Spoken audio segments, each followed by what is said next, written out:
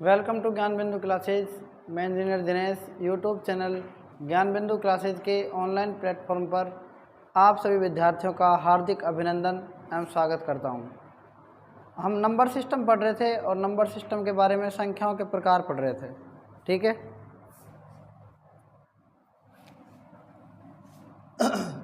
देखो maths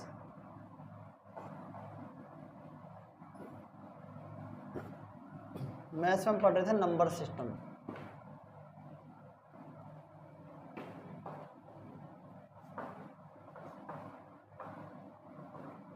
number system को हिंदी में कहते हैं संख्या पद्धति। संख्या पद्धति। सबसे पहले हमारी कितनी संख्याएं हो चुकी हैं ये बताओ।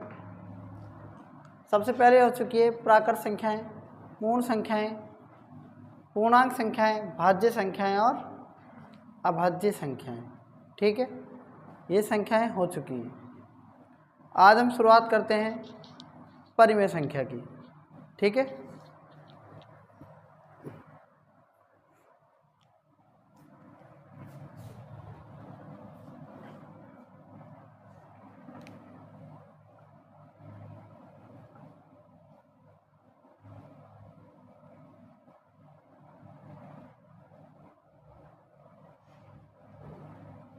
परिमेय संख्या। परिमेय संख्या को इंग्लिश में क्या कहते हैं? रेशनल नंबर कहते हैं। क्या कहते हैं? Rational number. ठीक है, ध्यान से देखना, परिमेय संख्या का जो जन्म हुआ था वो किससे हुआ था? परिमेय संख्या का जो जन्म है वो किससे हुआ था? अनुपात से। किससे हुआ था? अनुपात से। अनुपात। और अनुपात का जन्म किससे हुआ था? आप कह सकते हैं कि हुआ था भिन्न से। ठीक है, भिन्न से। परिमेय संख्या किसे कहते हैं? सबसे पहले ध्यान से देखना, ऐसी संख्या जिसे p बट्टा q के रूप में लिखा जा सकता है। ऐसी संख्या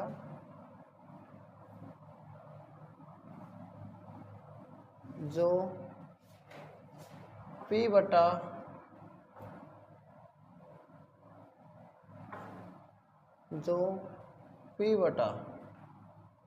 q के रूप में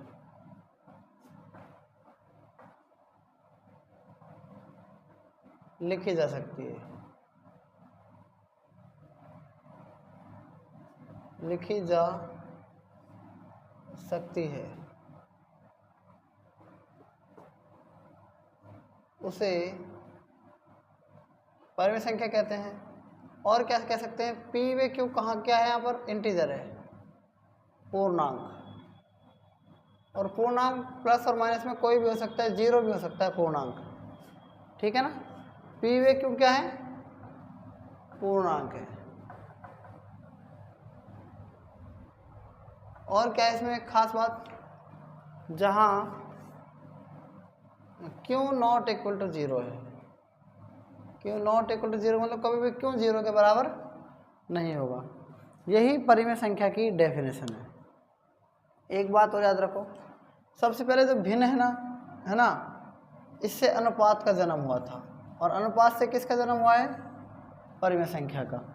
एक बात याद रखना, उदाहरण अगर आपको दूं, ध्यान से देखना, परिमेय संख्या के उदाहरण कौन कौन से हो सकते हैं। जीरो परिमेय संख्या है कि नहीं बताओ? जीरो के बटे में एक मान सकते हैं आप, तो इसमें जीरो को किसके रूप में? p के रूप में, और एक को किसके रूप में? q के रूप में। आप बताओ, जीरो को p बटा q के रूप में लिख सकते हैं? बताओ हाँ या ना? लिख सकते हैं। जहाँ पर p मतलब अंश कुछ भी हो सकता है, लेकिन q क्या है? Not equal to zero. क्यों नॉट इक्वल टू जीरो? मतलब q जीरो के बराबर नहीं है। अगर मान लो हम जीरो की बात करें, तो अगर जीरो के नीचे जीरो मान ले तो क्या हो जाएगा? इसकी वैल्यू एक हो जाएगी कि नहीं हो जाएगी? बताओ, भाग देने पर एक आएगा ना। मतलब कभी भी अंश का मान नहीं बदलना चाहिए। ठीक है, लेकिन इसमें अंश का मान बदल गया नहीं बदल गया? बताओ। इसलिए कभी भी हम इसके नीचे जीरो नहीं मान सकते, क्योंकि क्यों 0 के बराबर हो जाएगा फिर, लेकिन कंडीशन दी है क्यों नॉट इक्वल टू 0, क्यों कभी भी 0 के बराबर नहीं होगा, अंश हर में 0 नहीं आ सकता। मैं कह रहा हूँ 5 की बात करूँ, क्या 5 के बटे में 1 मान सकते हैं? क्या बिल्कुल मान सकते हैं। 5 में 1 का भाग देंगे तो 5 ही आएगा, इसको p के रूप में और इसको q के रूप में। आप अगर 1 की जगह 2 माने तो अंश बदल जाएगा कि नहीं बदल जाएगा? बदल जाएगा ना, 5 में 2 का भाग मतलब आधा 2.5 हो जाएगा, ठीक है। तो इसलिए यहाँ पर 1 मान सकते हैं, 2 नहीं मान सकते, लेकिन 0 के बटे में कुछ भी मान सकते हो, 0 नहीं मान सकते, लेकिन 0 को छोड़कर कुछ भी मान लो, क्योंकि 0 में किसी भी संख्या का भाग देने पर 0 आता है। बात आ रही है, समझ में नहीं आ रही है? आगे देखो, आप 8 के बटे में 1 मान सकते हो, लेकिन 2 नहीं मान सकते। आप 9 के बटे में 1 मान सकते हो, लेकिन क्या नहीं मान सकते? 0 नहीं मान सकते। तो ध्यान रखना, 0 के बटे में 0 नहीं, 0 के बटे में कभी भी 0 नहीं आएगा, किसी भी संख्या के बटे में 0 नहीं आएगा।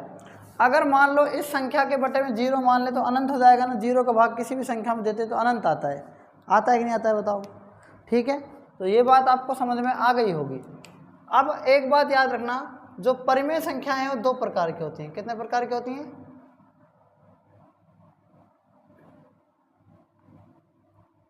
परिमेय संख्या कितने प्रकार की होती हैं बताओ? 2 प्रकार की। अब 2 प्रकार की कौन कौन सी हैं ये भी ध्यान रखो। पहली कौन सी देखो, वर्गमूल परिमेय संख्याएं। कौन सी है? वर्गमूल परिमेय संख्याएं। अच्छा जी, एक हो गई। दूसरी क्या है? दशमलव परिमेय संख्याएं।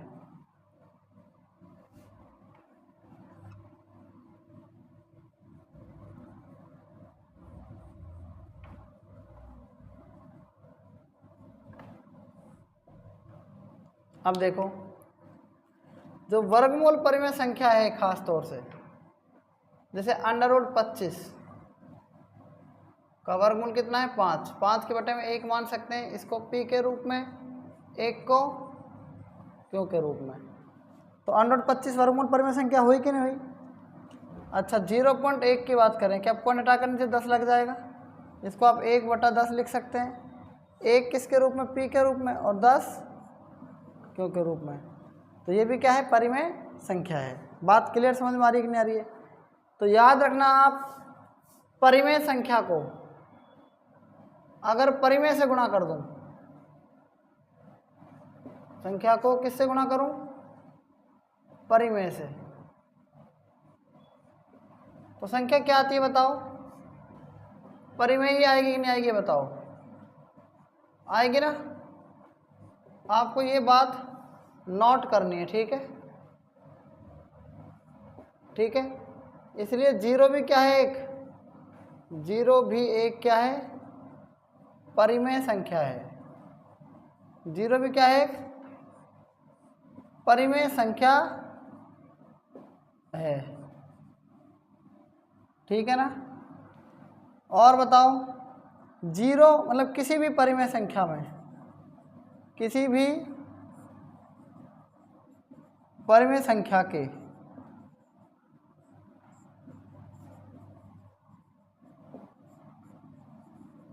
के हर में क्या नहीं आ सकता? हर में 0 नहीं आ सकता, ठीक है। इतना आप नोट कर सकते हैं, ये आपकी परिमेय संख्याएं कंप्लीट होती हैं, ठीक है। बाद में पढ़ेंगे हम ये परिमेय संख्याएं।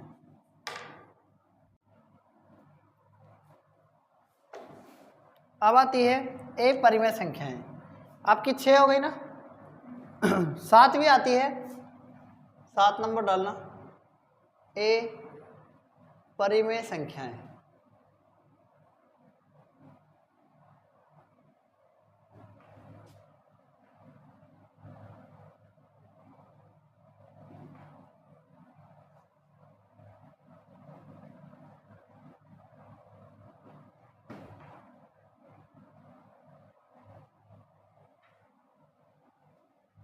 इसको बोलते हैं इर्रेशनल नंबर। क्या बोलते हैं? Irrational number. ठीक है।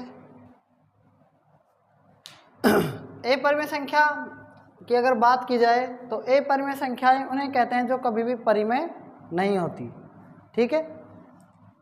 और दूसरी बात, जिन संख्याओं को या जिन संख्याओं को किसके रूप में, p बटा क्यों के रूप में,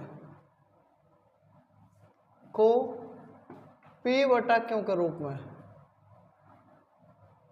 नहीं लिख सकते, रूप में नहीं लिख सकते या नहीं लिखा जाता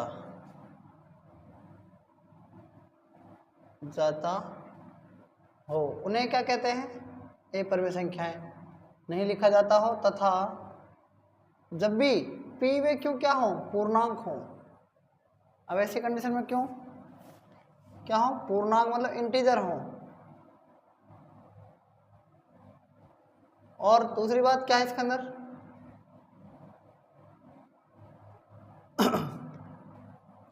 वे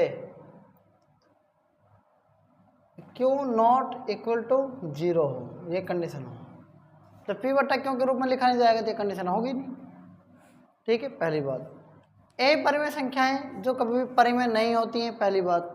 दूसरी बात क्या है कि ए परिमेय संख्या में देखना ध्यान से, आपने इसके उदाहरण देखे भी होंगे पहले।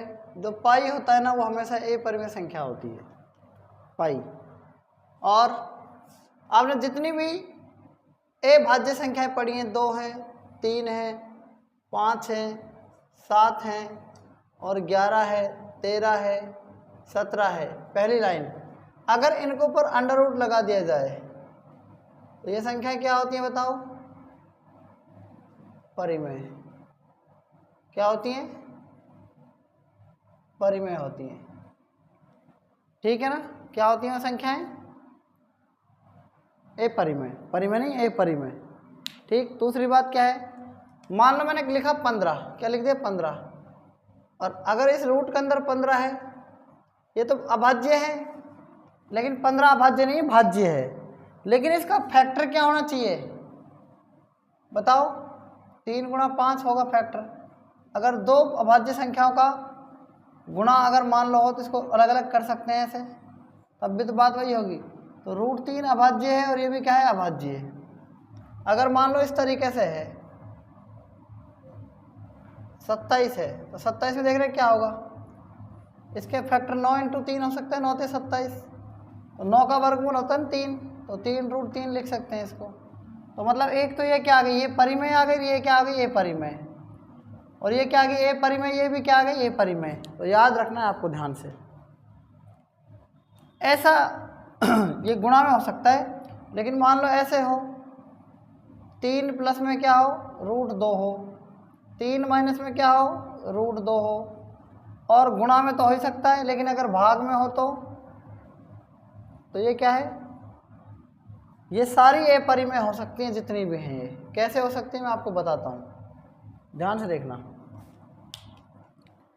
अगर परिमेय संख्या को ए परिमेय से गुणा कर दूं, परिमेय संख्या को अगर ए परिमेय से गुणा कर दूं तो वो संख्या क्या होती है बताओ, वो ए परिमेय होगी ना, बताओ होगी कि नहीं होगी, ठीक है। अगर परिमेय में ए परिमेय का भाग दे दूं,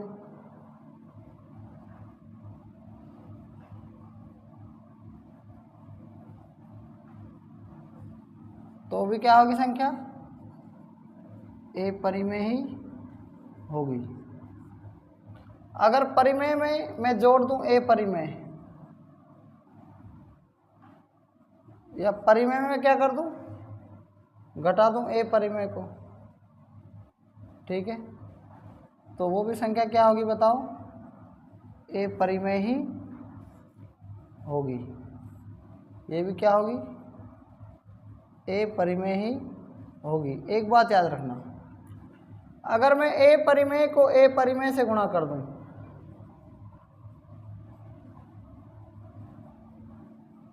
ए परिमेय को किससे गुणा कर दूं, ए परिमेय से, बात समझ में आ रही है कि नहीं आ रही है बताओ। ए परिमेय को ए परिमेय से गुणा कर दूं तो संख्या क्या हो सकती है, ए परिमेय तो हो ही सकती है। कैसे? मान लो 2√3 क्या है? ए परिमेय है। मान के चलो ये ए परिमेय है, तो 2√3 को 2√3 से गुणा कर दूंगा तो क्या जाएगा? ये परिमेय भी आ सकती है और ए परिमेय भी आ सकती है। तो याद रखना, ए परिमेय भी हो सकती है और परिमेय भी हो सकती है, क्योंकि 2√3 क्या है? ये भी एक, ये भी क्या है? ए परिमेय। ये भी क्या है? ए परिमेय। नहीं बेटी बात समझ में? तो याद रखना, अगर मान लो ये 12 हो ऐसे, ये ए परिमेय है ना 12, और मान लो ये भी क्या है? ए परिमेय है, तो √12 दो बार आ जाता है तो उनका गुणा क्या होता है? केवल 12 ही तो होता है, तो परिमेय भी तो आ सकती है। नहीं बेटी बात समझ में? आ सकती नहीं आ सकती? और √3 को ये क्या है बताओ? ए परिमेय। और √2 क्या है? ये भी ए परिमेय। तो ए परिमेय को ए परिमेय से गुणा करते हैं तो ए परिमेय भी आ सकती है। नहीं बेटी बात समझ में? क्लियर है कि नहीं क्लियर बताओ? तो ए परिमेय संख्या जिन्हें p बटा क्यों के रूप में नहीं लिख सकते। अगर मैंने √2 लिख दिया ना तो इसमें हम बटा में क्या नहीं मान सकते? कुछ नहीं मान सकते। ठीक है, तो ऐसी संख्याएं क्या कहलाती हैं? ए परिमेय संख्याएं कहलाती हैं। अभी तक हमने ए परिमेय संख्याओं तक पढ़ लिया। ठीक है, अब हम पढ़ते हैं वास्तविक संख्याएं। ठीक है,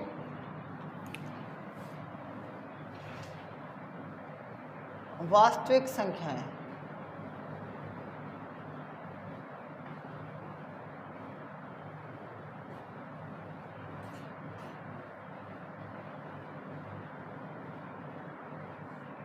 वास्तविक संख्या को क्या बोलते हैं बताओ? इंग्लिश में बोलते हैं रियल नंबर। रियल नंबर्स वे संख्याएं जो परिमेय व अपरिमेय की संख्याएं होती हैं ना, मतलब परिमेय और अपरिमेय के परिवार को हम क्या कहते हैं? वास्तविक संख्याएं कहते हैं। तो लिख सकते हैं परिमेय वे अपरिमेय संख्याओं के परिवार को, परिमेय वे अपरिमेय संख्याओं के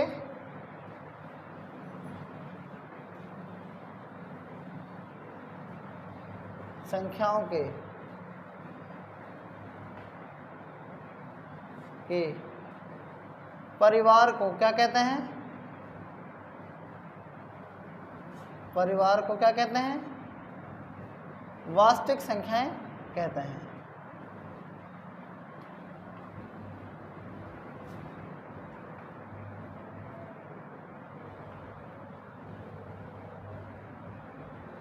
कहते हैं जैसे पाई, जैसे 3√2 परिमेय भी शामिल है, ए परिमेय भी शामिल है, 0, 5, 3 और √8।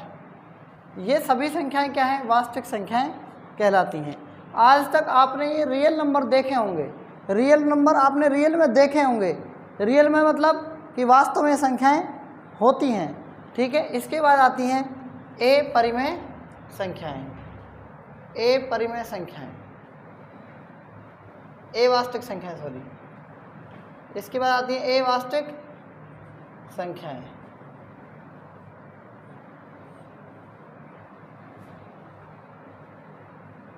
ए वास्तविक संख्याएं, इनको आप काल्पनिक संख्याएं भी कहते हैं। काल्पनिक संख्याएं जिनकी कल्पना ही की जा सकती है बस, लेकिन वास्तव में वो होती नहीं है। इसी का मतलब होता है, इंग्लिश में बोलते हैं इमेज, और इमेज का मतलब क्या होता है? ठीक है, प्रतिबिंब। आपके जैसा सिर्फ फोटो में दिखाई दे सकता है, आप उसकी कल्पना ही कर सकते हैं, लेकिन वास्तव में है नहीं। ठीक है, उसका इमेज है, तो इसका मतलब इमेजनरी, इमेजनरी नंबर्स। जो संख्याएं वास्तव में नहीं होती, जो संख्याएं वास्तविक होती हैं उन्हें तो क्या कहते हैं? वास्तविक संख्याएं। और जो संख्याएं वास्तव में नहीं होती उन्हें क्या कहते हैं बताओ? उन्हें क्या कहते हैं? ए वास्तविक संख्याएं कहते हैं। ठीक है,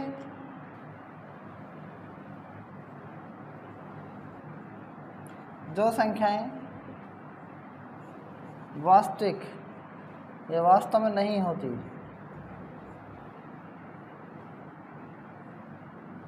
वास्तव में नहीं होती हैं, उन्हें क्या कहते हैं? ए वास्तविक